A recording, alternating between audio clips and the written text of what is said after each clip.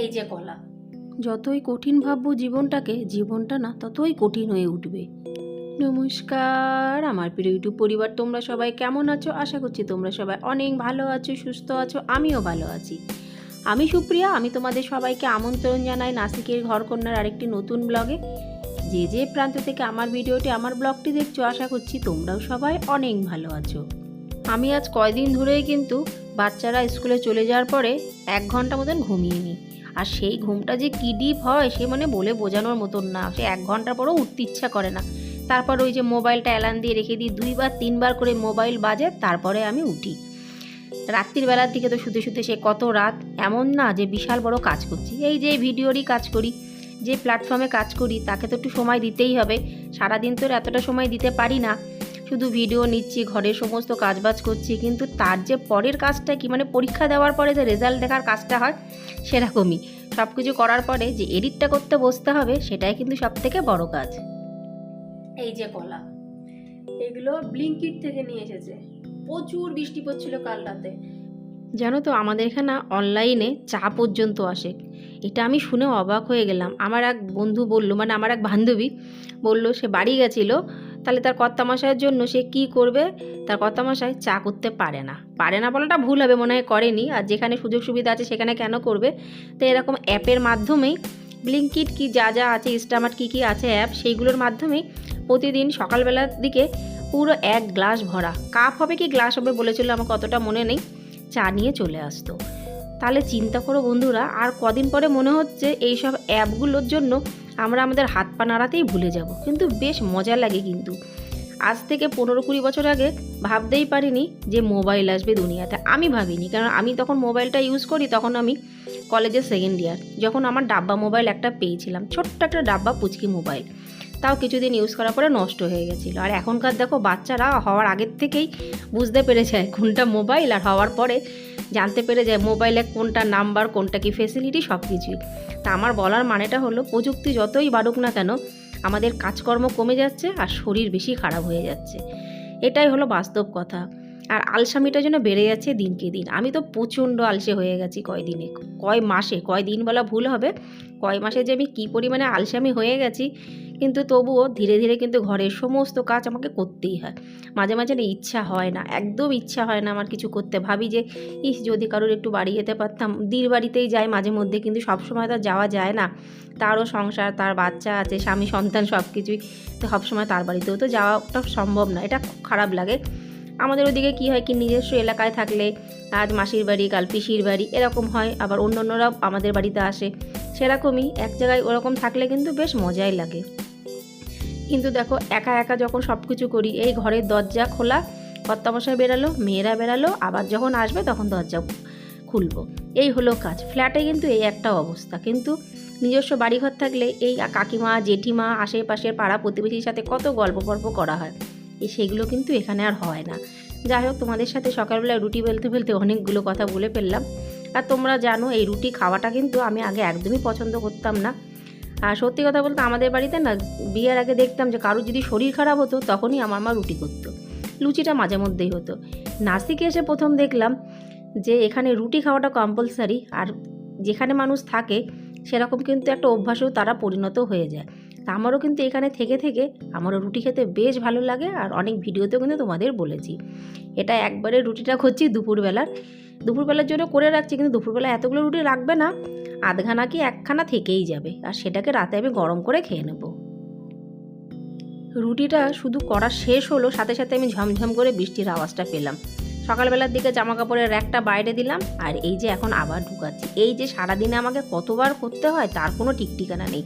এদিকে আবার জামা কাপড় কাচতে বসিয়ে দিয়েছি। আজকে যদি জামা কাপড়গুলো না কাচতে দিতাম সেটাই মঙ্গল ছিল। তখন তো বুঝতে পারিনি যে এরকম ঝমঝমিয়ে বৃষ্টি আসবে। কিন্তু এই বৃষ্টি কিন্তু বেশিক্ষণ হবে না, কেন কি খুব জোরে ঝমঝমিয়ে আসলো তো কিছুক্ষণ হয়ে আবার বন্ধ হয়ে যাবে। মাঝে মাঝে বন্ধুরা জীবনটা বড্ড কঠিন হয়ে যায়। মনে হয় যেন কী করছি, ওই সকালে ঘুমের থেকে ওঠা, বাসি কাজবাজ করা, রান্নাবান্না করা। কিন্তু আবার যখন নিজের জীবনটাকে নিজেই সোজা সরলভাবে নিই, তখন ভাবি কি এটা তো সবার জীবনেই হয়ে থাকে। শুধু তো আমি একাই পৃথিবীতে, এমন না যে সকালবেলায় উঠে চরকার মতন ঘুরছি, তা তো না। সবাইকে এই কাজবাজ করতে হচ্ছে। মেয়েদের কাজ, পুরুষদের কাজ, বাচ্চাদের কাজ। এটা তো নিয়ম, এটা প্রকৃতির নিয়ম, আর এটা করতেই হবে। যদি উঠতে দেরি হয় তাহলে কিন্তু আগে আমি সরাসরি রান্নাঘরে গিয়ে রান্নাঘরের কাজ মানে রান্নার কাজগুলো করে নিই। আর যদি সকাল সকাল উঠি আগে প্রথমে বাসি কাজটা করে নিই, মানে একদিক না একদিক আমি কাজ করেই নিই। তা আজকে সবার আগে বাসি কাজগুলো ঝটপট করে নিলাম, আর কিন্তু ওইদিকে যাব না। যতটুকু যা করার আমার করা হয়ে গেছে, শুধু ঝাড়ু পোছাটাই বাকি আছে বাসি কাজের ভেতরে। বিছনাপত্র তোলা, সামনের ঘর পরিষ্কার করা, কম্পিউটার রুম পরিষ্কার করা, সমস্ত সব টুকটাক হয়ে গেছে। জামাটা কাচতে দিয়েছি, তো একটু পরেই চলে আসবে, তখন মেলিয়ে দেবো, মানে চলে আসবে মানে হলে একটু পরে কাঁচা হয়ে যাবে। তো রান্না করে এসে ভাবলাম আজকে রান্নাটা করব কি, দেখছি যে বাঁধাকপি আছে, বেশ কয়েকদিন হয়ে গেছে বাঁধাকপি নিয়ে এসেছে, তা আজকেই সেটাকে রান্না করে ফেলি। বাঁধাকপি করতে কিন্তু বেশ সময় লাগে, আমার বেশ সময় কি অনেকটাই সময় লাগে, কিন্তু খেতে দারুণ লাগে। আর আমি না বাঁধাকপি একদম কাঁচা কাঁচা করি না, বাঁধাকপি এমনভাবে করব যেন একদম ধিমে আঁচে করব, আর বেশ লাল লাল টাইপের হবে। বাঁধাকপি কাটতে বসলাম, তখনই আসলো আমার এক বান্ধবীর ফোন। দেখতেই পাচ্ছ, যখনই সবজিটা নিতে গেছি ফ্রিজে তখনই কিন্তু ফোনটা এসেছে। বলছে কী রে, তুই তো আজকাল সময়ই পাস না, তোকে ফোন করলেই বলিস তুই ব্যস্ত আছিস ব্যস্ত আছিস, এমন কি ব্যস্ততা? তখন আমি তাকে বললাম আমি তো বুঝতেই পারছিস আমি একটা প্ল্যাটফর্মে কাজ করি, ওই জন্য ওখানেও কাজ, প্লাস হলো ঘরের কোনো কেউ তো আমার কাজের দিদি নেই যে সে আমাকে হেল্প করবে, পুরোদমে আমাকে সব করতে হয়। তখন তার উত্তর আমাকে বলছে না আমরা সংসার সামলাই না, তুই একাই সংসার করছিস। মানে তার তো আমি যে প্ল্যাটফর্মে কাজ করি, যে ইউটিউবে কাজ করি, সে তো ইউটিউবে কাজ করে না, তাহলে তার অভিজ্ঞতাটা হবে না। সংসারের কাজ তো এক ধরনেরই আছে, কিন্তু এই প্ল্যাটফর্মে কাজ করাটা শুধু যে ফিজিক্যালি কাজ করা না, আমরা কিন্তু মেন্টালিও অনেকটা কাজ করি। মানে কাজ বাজ করছি ঠিকই, তবুও কিন্তু মাথার মধ্যে চলছে আরে কীভাবে ভিডিও এডিট করব, কীভাবে করলে আরও বেশি ভালো লাগবে, কীভাবে করলে থাম্বনেলটা ভালো হবে। আমার তো সেরকমই মনে হয় যে ফাঁকা মাথা কিন্তু কোনো সময় থাকে না। এই কথাটা কিন্তু আমার কর্তামশাই প্রায় বলে তোমার তো মাথায় সারাক্ষণ চরকার মতন ঘুরছে, তুমি যে সকাল থেকে শুধু চরকার মতন ঘুরছে তা না, তোমার মাথাটাকেও তুমি অল টাইম কাজে লাগাচ্ছ। কোনো কথা বলতে গেলে একবারে তুমি শোনো না, তোমাকে কয়েকবার বলতে গেলে মানে কয়েকবার বলার পরে তারপরে সেই কথাটা তোমার কানে যায়। কথাটা একদম বাস্তব কথা। এই প্ল্যাটফর্মে কাজ করা, যারা কাজ করে তারাই বুঝে যে কতটা কষ্ট, কিন্তু সবাই কিন্তু একটা আশা নিয়ে আমরা এই প্ল্যাটফর্মে কাজ করছি। আর দেখেছি যে বহু মানুষ সফলতা পেয়েছে, তা সফলতার একটা চাবিকাঠি কিন্তু এই প্ল্যাটফর্ম, আমার তো সেটাই মনে হয়। ওই জন্য এত পরিমাণে অক্লান্ত কষ্ট করি, ঘর সংসার সামলিয়ে তারপরে কিন্তু এই প্ল্যাটফর্মে কাজ করছি। শুধু যে তারপরে না, সেই সকাল থেকেই কিন্তু এই প্ল্যাটফর্মের সাথে লাগাতার কাজবাজ কিন্তু করতে হয়। কথাটা ঠিক কি ভুল বললাম অবশ্যই কিন্তু কমেন্টসে জানিও। তোমাদের সাথে গল্প করতে করতে অনেক রকমের কিন্তু রান্নাবান্না করে ফেললাম। আবার অনেকেই যখন শোনে যে এই প্ল্যাটফর্মে কাজ করছি আর কোনো কথা না, কী রে সিলভার প্লে বাটন পেয়ে গেছিস, গোল্ডেন প্লে বাটন পেয়ে গেছিস, পয়সা কত করে আসছে। এই কথাগুলো শুনলে যে বন্ধুরা কী পরিমাণে রাগ হয় সেটা বলার মতন না, কিন্তু সেই রাগ করে লাভ নেই, নিজের রাগ নিজের কাছেই রেখে দিই। আমি বললাম যখন পাবো তখন তো জানতেই পারবি, বেকার বেকার জিজ্ঞাসা করে আর কী লাভ। তার মানে হলো অনেকেরই ধারণা এই প্ল্যাটফর্মে নাম এন্ট্রি করলেই মুড়ি মুরগির মতন পয়সাপত্র উড়ে উড়ে বাড়িতে চলে আসে। অনেকেই কিন্তু এটা ভাবে যারা এই প্ল্যাটফর্মে কাজ করে না। তোমাদেরও মানে তোমরা যারা যারা এই প্ল্যাটফর্মে কাজ করো এসব কথা মনে হয় তোমাদেরও শুনতে হয়, বড্ড বিরক্তি লাগে। কিন্তু প্রথম প্রথম খারাপ লাগতো, এখন আর অতটা খারাপ লাগে না, এখন সয়ে গেছে। অনেক কিছু রান্না করে ফেললাম, বাঁধাকপিটা দোনো-মনোতে ছিলাম যে করবো কি করবো না, কেটে কুটে রাখলাম। তা ভাবলাম যে না বাঁধাকপিটাও একেবারে করে ফেলি, তাই এর মধ্যে বেশ খানিকটা বাদাম আর বড়ি ভেজে নিলাম। বড়ি কিন্তু কলকাতার থেকে নিয়ে এসেছি, সেই বড়ি দুটো চারটে করে মাঝে মধ্যে যে সবজিগুলো পছন্দের সবজি তার মধ্যে দিই। এখানে তো বড়ি পাওয়া যায় না, আর আমার বারান্দাতে তো এক ফোঁটা রোদ্দুর আসে না, আমি যে একটু বড়ি দেবো, বড়ি দিতে পারি, বিয়ের আগে মাসাতে দিতাম ছাদের পরে, কিন্তু এখানে ছাদ আর কোথায় পাবো, আর বারান্দাতে রোদ্দুর নেই, অগত্যা বাড়ির থেকেই নিয়ে আসতে হয়। আমার সমস্ত রান্নাবান্না কমপ্লিট, এক ঝলক তোমাদের সাথে আমি শেয়ার করে দিলাম আজকে আমি কী কী রান্না করলাম। সংসার জীবনে এসে বন্ধুরা আমার তো একটা বড় শিক্ষা হয়ে গেছে, জীবনটাকে যদি সরল মনে করি, সত্যি সরল একদম কোনো অসুবিধা নেই। আর জীবনটাকে যতটা কঠিন মনে করব, জীবন ততটা কি তার থেকেও বেশি কিন্তু কঠিন হয়ে উঠবে।